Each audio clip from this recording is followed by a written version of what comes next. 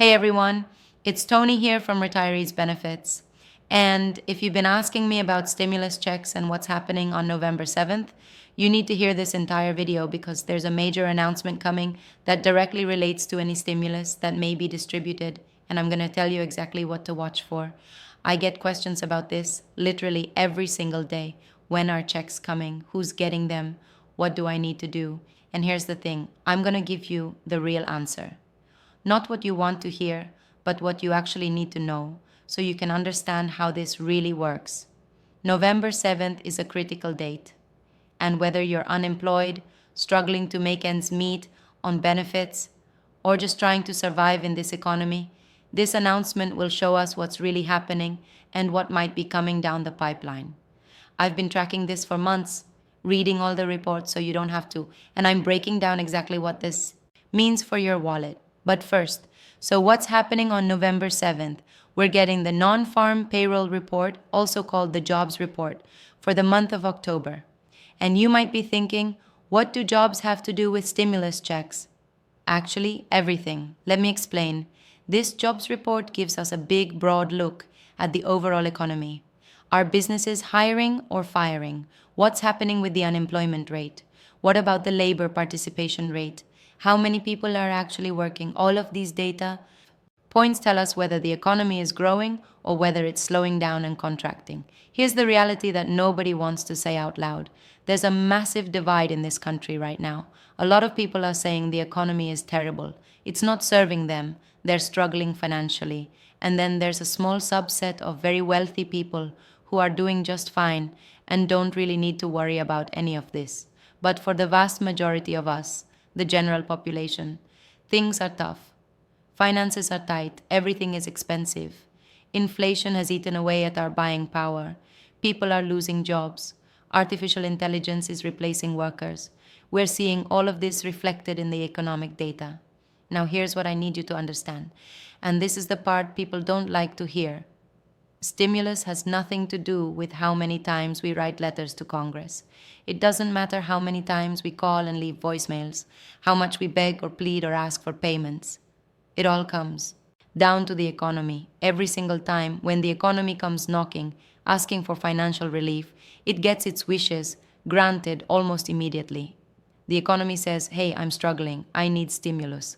And lawmakers respond with hundreds of billions or even trillions of dollars. But they don't respond the same way to us, the people who are actually struggling. Kind of interesting how that works, right? But that's the reality. Stimulus gets approved when the economy is slowing, when we're entering a recession, when economic data shows contraction. That's when lawmakers act. Not because we asked nicely, but because the economic indicators are flashing red. And here's something else you need to know. The officials aren't going to come out and tell us we're in a recession. The Federal Reserve Chairman, the President, lawmakers, none of them are going to say, hey, we believe we're in a massive recession.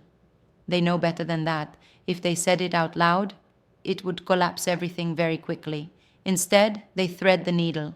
They say things like, we're seeing a little bit of softness or there may be some slowing, but we think things are still good.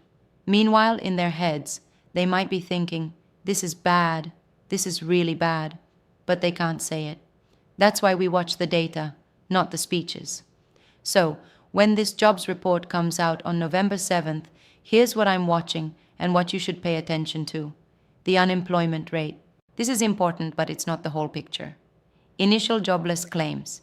We get these every single week, and they tell us how many people are filing for unemployment. This is a key indicator. Labor participation rate. How many people are actually working?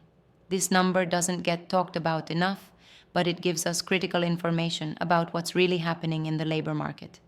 Revisions to previous months. This is huge. Are they revising the previous month's numbers higher or lower? Have they gone negative? When previous months get revised significantly lower or even go negative, it shows us that things have been weaker for longer than they told us. These revisions happen all the time, and they're a big clue that the data we're getting isn't as strong as the headlines suggest. All of this data together paints the real picture of where the economy is headed. And where the economy goes, Stimulus decisions follow. Let me be clear about who needs to pay attention to this. If you're unemployed, these job numbers directly affect you.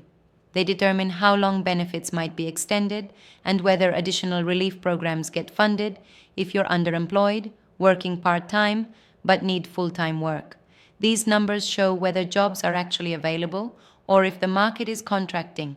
If you're on fixed benefits, Social Security, disability, SSI, when the economy struggles, there's more pressure for additional relief payments or benefit increases. If you're a single parent trying to make it work, job market conditions affect whether you can find work that actually covers childcare costs and pays enough to survive. If you're a veteran, economic downturns often lead to discussions about veteran-specific relief and benefit adjustments. If you're just barely hanging on financially, when economic data shows widespread struggle, that's when lawmakers start talking about direct payments, tax rebates, or other forms of relief. The bottom line is this: if you're part of the 90% who are struggling rather than the 10% doing great, these economic indicators matter to you. Here's the reality check I need to give you. These jobs numbers are lagging indicators. By the time we see bad numbers in a jobs report, the economy has often been struggling for months already. Officials wait until the data is undeniable before they act. They wait for multiple months of bad reports, rising unemployment, declining labor participation. They need to see the trend, not just one bad month. So, if you're asking, when will stimulus checks come? The answer is when the economic data becomes impossible to ignore. When multiple indicators are flashing red, when the pressure becomes so great that lawmakers have no choice but to respond. Could that be soon? Potentially, we're seeing warning signs. Weekly jobless claims have been elevated. There are concerns about economic slowdown, but we need to see it reflected consistently in the data. November 7th TE's report is one piece of the puzzle. If it shows weakness, especially significant weakness or major negative revisions, it adds to the case. But it's rarely one single report that triggers action. It's the accumulation of evidence. I know this isn't the exciting news you wanted. You wanted me to say yes. Checks are coming next week, but I'd rather give you the truth so you can plan accordingly. Here's what you should do. Stop waiting for a miracle. Don't put your life on hold waiting for stimulus. Make decisions based on what you have right now, not what might come. Track the data yourself. Follow the monthly jobs reports, the weekly jobless claims. You can find this information for free online. When you see the trends, you'll understand what's coming better than any rumor. Apply for everything you qualify for. Don't wait for stimulus right now.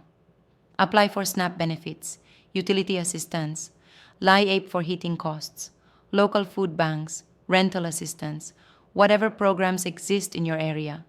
Use what's available now. Build a tiny emergency fund if you can. Even $10 a week adds up. If stimulus does come, you'll be in a better position to use it strategically rather than desperately. Check state programs. Some states are offering their own relief programs that you might qualify for.